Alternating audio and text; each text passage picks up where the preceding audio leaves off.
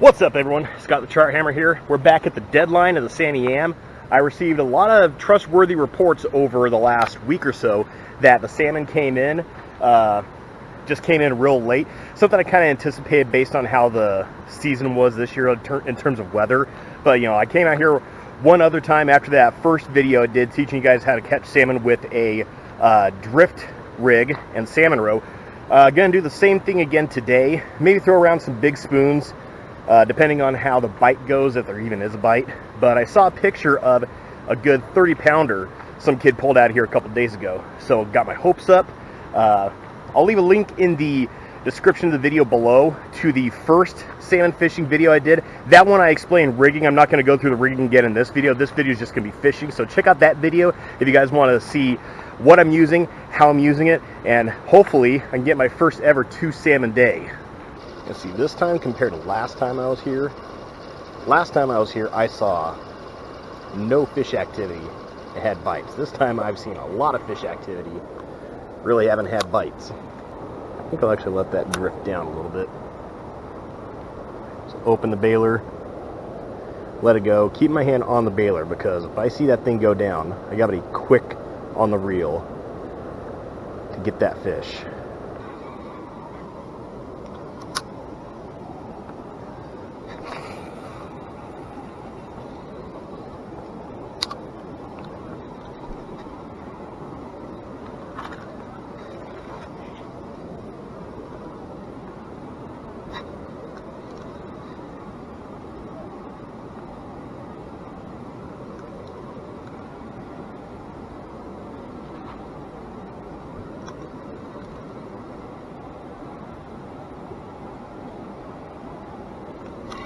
There we go. Finally.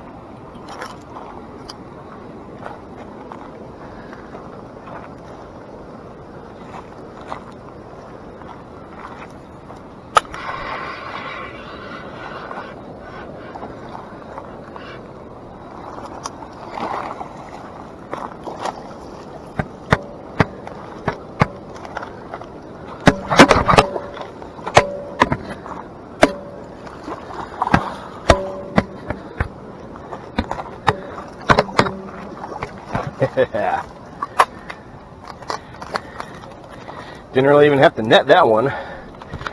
Came right out.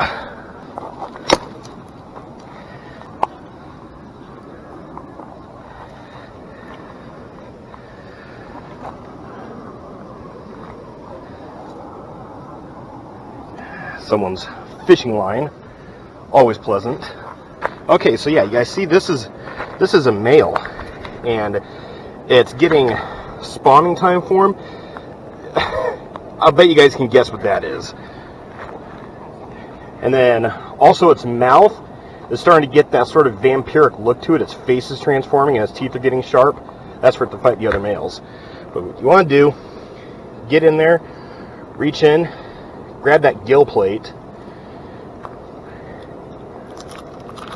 pop it out. Do it on both sides. And you guys know what? That's the first male salmon I've ever caught. I'll weigh him, but he doesn't feel very big. I'll say like 5 pounds.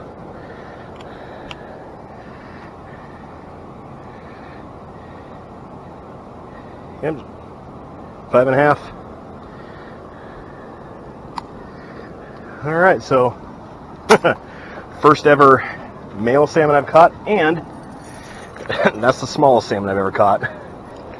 Alright guys, fish number 1. Yeah. Alright, let's see if I can have my first ever 2 fish day. Alright guys, 1 in the bag. Let's go for 2.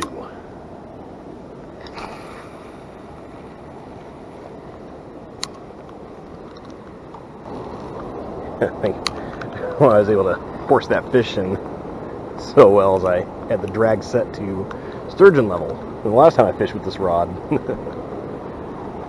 fish really didn't put up much of a fight. As you guys got to see with that fish, you know, why using the roe as bait, you know, that wasn't food. That was a hereditary threat to the fish. It didn't recognize that roe. It was in spawning mode.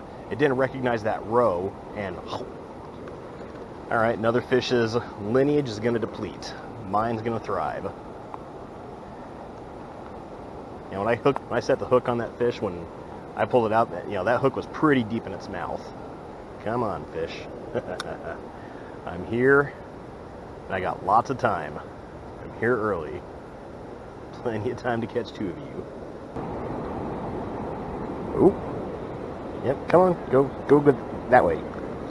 Come on, fish. See where that bobber is? Go to the bobber. Wow! Oh, that was cool!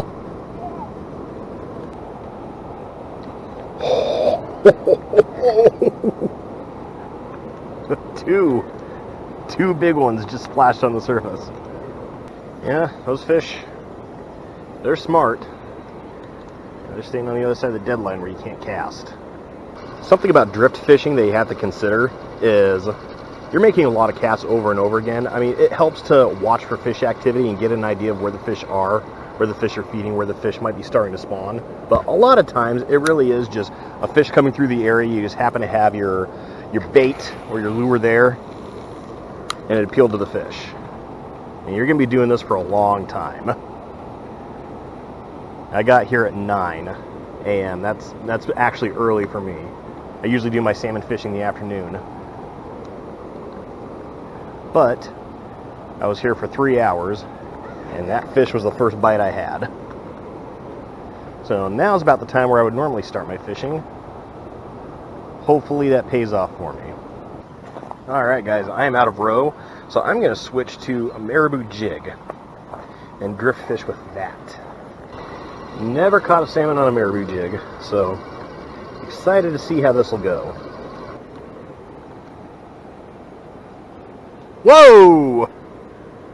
Oh, so close!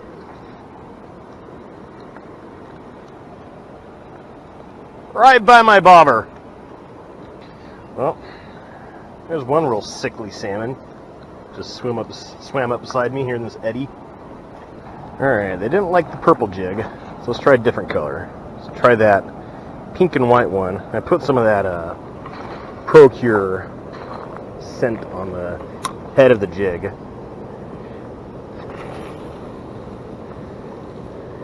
You can put scent on a jig, on a marabou jig. You just don't want to put it on the actual marabou hair or any of the feathers, because that will mess with the action of the marabou jig as it's intended to be, as the intended action is supposed to happen, where the hairs kind of fan out and undulate in the water.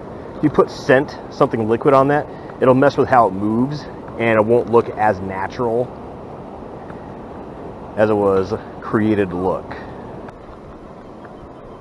Oh, right near me, come on.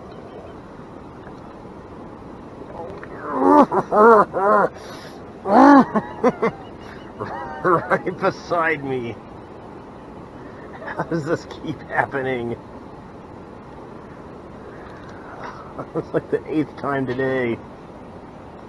Come on, turn around. Go for the jig.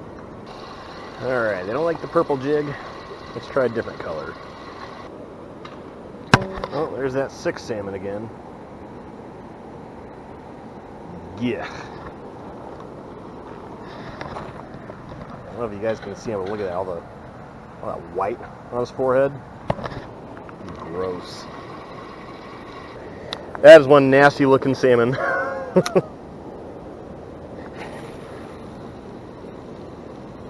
I am okay with not catching that one.